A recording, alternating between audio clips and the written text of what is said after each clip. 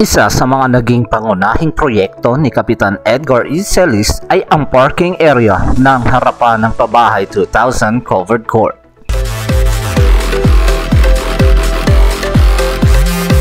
Bilang hakbangin natin para mapaganda at mapaayos ang ating barangay, ito po ang pagpapasemento ng ating magiging parking area. Dahil sa mga problema dito sa Pabahay 2000, ang mapaparadahan ng ating mga kabarangay na may mga sasakyan sa kalsada at maparada. Kaya ito po pinapasemento ang harapan ng basketball court at i-utilize natin na parking area. Bukod dito ay binigyan din niya ng maayos na palikuran ang bawat outpost ng Luzon South Bantay Bayan. Isa po sa mga layunin ng ating pamahalaang barangay maging komportable yung pag-duty ng ating mga bantay bayan. Kung kaya't ito po dating pinapagawa ang kanilang comfort room upang sa gabi dahil na pag-duty, hindi na sila uwi para mag-CR. Kaugnay dito ay agad na ipinagawa ang pagsasaayos ng canopy at waiting area ng Luzon Pabahay Elementary School.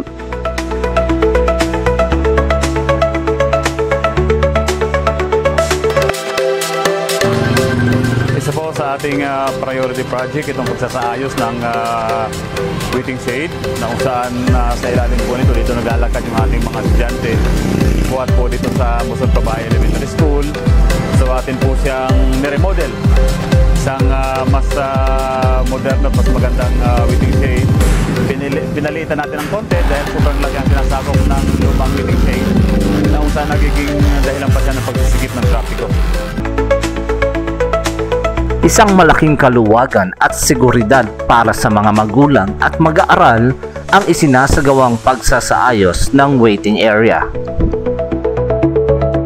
Muli, katuwang si Kagawad Aurelio de Monteverde nasa nangangasiwa dito sa paggawain ito para matiyak ang kaayusan at kagandahan ng proyektong ito ay tayo po nagpapasalamat sa kanyang kasipagan. Arya, sano sa inyo!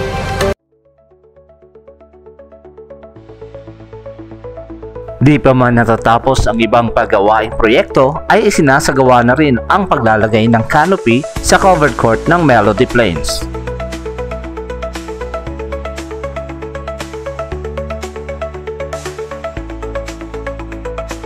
Habang sa ibang panig naman ng ating barangay ay isinasagawa na rin ang mga pag-aayos ng mga linya ng kuryente sa bawat sityo na nangangailangan ng sapat na street lights sa kanilang mga lugar.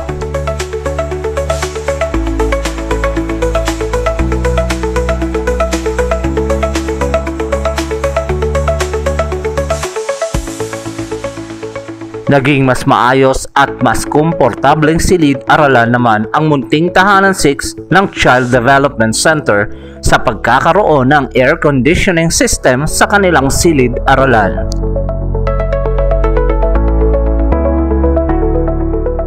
Upang masigurado naman ang kaligtasan at kapakanan ng ating mga kabarangay, dinagdagan at mas lalo pang pinabuti ang paglalagay ng mga CCTV cameras sa bawat sulok at lansangan ng ating barangay.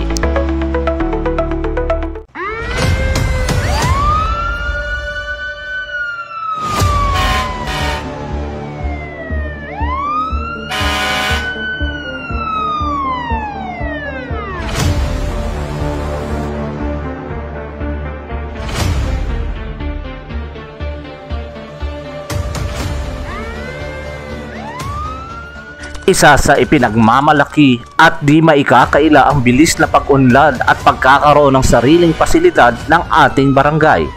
Hindi na tayo lubos na mangangamba sa mga posibleng insidente ng sunog sa ating barangay dahil sa isa sa mga priority project na nagawa ng ating Kapitan Edgar E. Celis ay ang pagkakaroon ng sariling fire truck ang barangay Luzon South.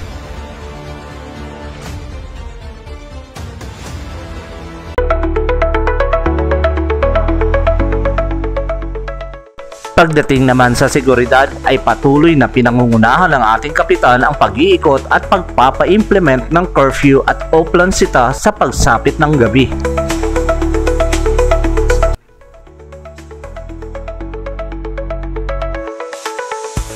Department of Interior and Local Government o DILG Memorandum Circular Number 2023-017.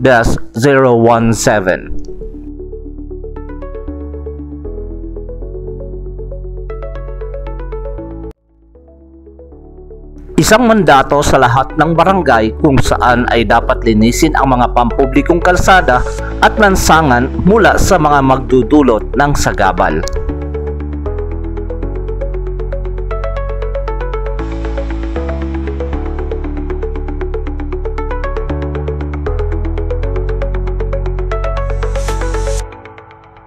Layunin nito ang mga sumusunod: siguraduhin ang kaligtasan ng publiko, mabawasan ang pagsisikip ng trapiko,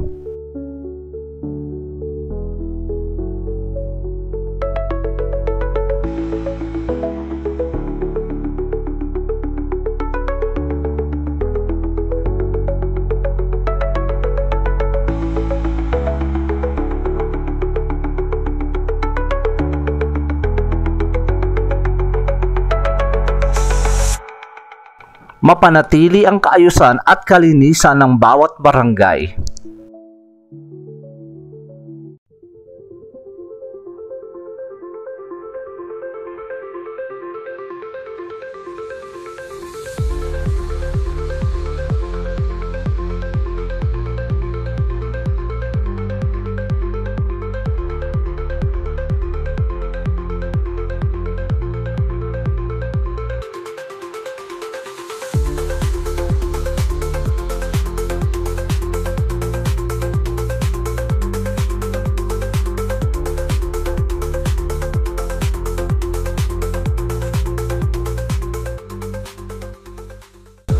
At payagan ang mga napapanahong paghahatid ng mga pangunahing serbisyo.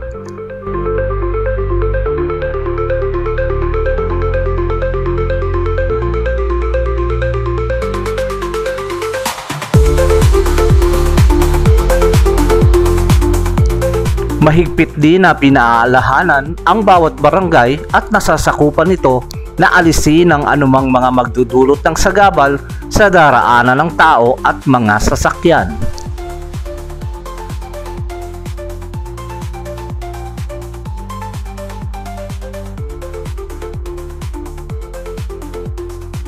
Lubos kaming umaasa sa inyong kooperasyon at pakikiisa sa programang ito.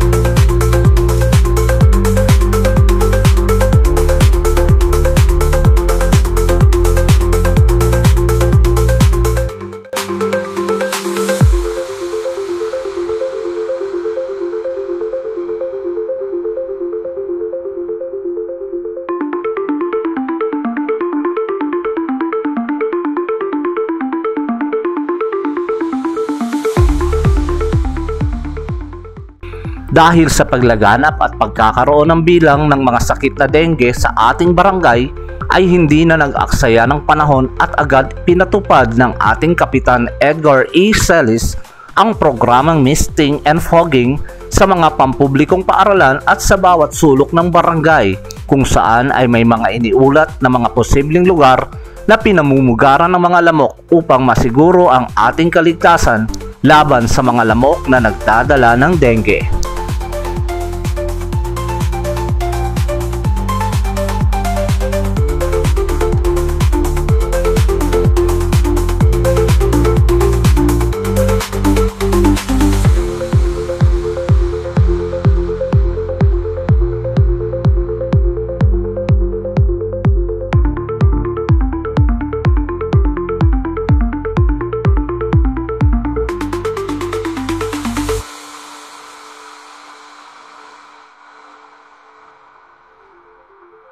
Sa tulong at suporta ng ating Kapitan Edgar E. Celis at kagawad sa Cel Astor na kanyang Committee on Social Development, ay matagumpay na naisagawa ang accreditation ng Childhood Development Center. Matagumpay din na naisagawa ang pagtatapos ng Easy Cup Season 3 na may temang bola kontra droga na naging proyekto ng ating Kapitan Edgar E. Celis upang maigting na maikampanya ang patuloy na pakikipaglaban natin kontra sa ipinagbabawal na gamot.